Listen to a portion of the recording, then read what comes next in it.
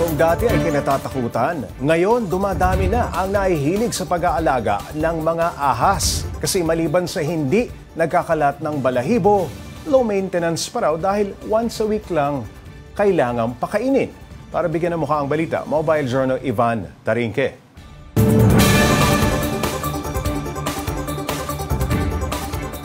Normal sa ating mga Pilipino ang pag-aalaga ng aso o pusa as pets. Pero para sa iba na tao na iba gusto, huwag na daw mag-alaga ng ahas. Magical, charming, at madaling alagaan. Iilan lang yan sa mga dahilan kung bakit palaki ng palaki ang snake keeping community. Sa isang facility na binisita ko dito sa Marikina City, umaabot sa higit 500 mga ball pythons ang makikita. Klase ito ng sawa na hindi naman ganoon kalaki o kahaba. Native din ito sa Africa at matagal na panahon ng inaalagaan dahil ang kanilang mas kalmadong behavior. Perfect pets daw ito para sa mga taong gusto mag-alaga pero allergic sa balahibo. Lumalaki lalo yung community namin. Marami nang parang nakaka-accept unti-unti na, parang mga aso at pusa lang pala to. At huwag daw matakot dahil hindi raw venomous ang ball pythons dahil sila ay tinatawag na constrictors. Ang bonus pa, napaka-low maintenance ng mga ito dahil maliban sa pag-iwan ng tubig na may inom, once a week lang sila kailangan pakainin. Sobrang dali lang nilang alagaan eh. Yan lang yung bahay nila eh. Plastic megabox with the right size and all. So yun lang. Sa aking pagtatanong nga dito, nalaman ko ang presyuhan ng mga asa ito ay naglalaro mula 5,000 hanggang higit 1 milyon. Gaya ng scaleless python na ito na sinasabing umaabot ng 1.2 milyon ang halaga dahil rare at 2 lang ang meron ito sa Pilipinas. Meron kaming standard ng mga prices. Pero nagre-range din siya ng for as low as 5,000 pesos pataas. 100,000, millions, depende talaga sa snake owner, sir. Pero paalala lang po sa mga gusto mag-alaga ng exotic pets gaya ng mga ahas. Siguruhin sa accredited reptile farm po kayo bumili para maiwasan ang illegal na bentahan ng mga exotic pets na pwede makaapekto sa kalikasan. They can call DNR sa permitting section. Tanong nila, sino ba yung mga nagbebenta na legal? So, DNR will give them a list. Ano man ang hayop na pet nyo alagaan, isa lang ang sigurado na dapat tayo ay maging responsableng pet owner. Mobile Journal Ivan Tarinque po hatid ang mukha ng balita.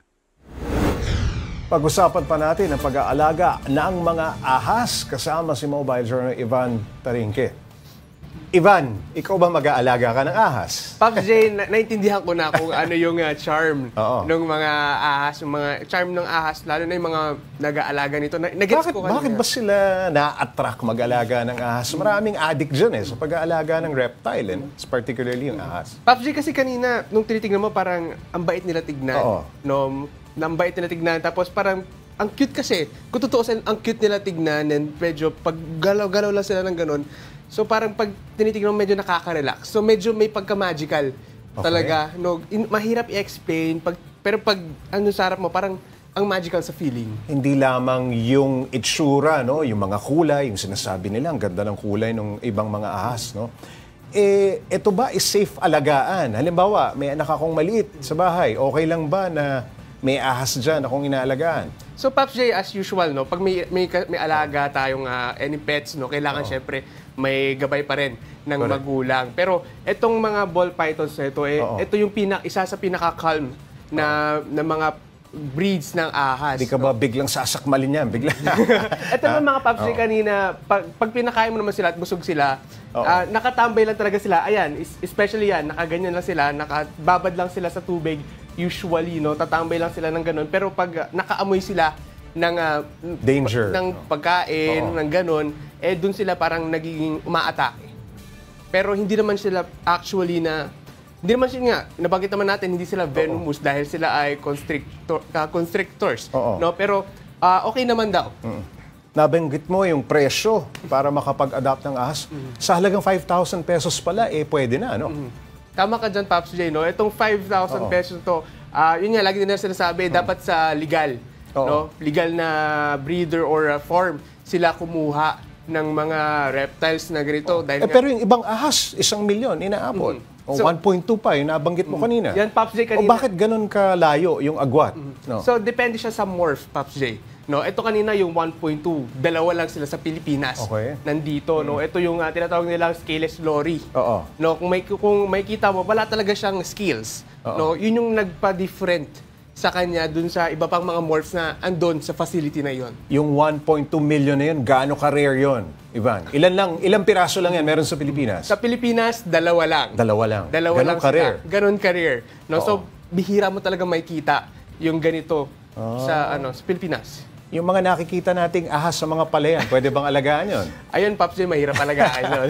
Pero ito kasi, they're breed para, matatansya mo yung temperament. Lalo na itong mga ball pythons na to. Ito nga yung actually, pinakita sa atin kung paano sila ipakalm. No? Ang gagawin lang daw is itatap sa ilikod. Sa batok. Oo. And yun, may hiya na agad yung ball python at mag-curl up na siya as a ball. Kaya siya talaga ng ball python. Tapos sa report mo, once a week lang kung pakainin. I mean, nadinig ako, yung iba daw, twice a month lang. Eh, bakit ganon? Ano ba pinapakain dyan? So, eto, Pops J, ito sa mga ball pythons na ito, pinapakain sa kanila is yung mga maliliit na daga. Mga daga, rodents. No, yun yung kinakain usually nila. And usually naman kasi pagkakain nila, hindi naman sila actually sobrang active, no? So, tatambay lang sila and sa kanila i-digest. So, hindi sila nakakapag-burn talaga ng maraming energy kung tutuusin. Alright, maraming salamat. Mobile Journal Ivan Tarinque.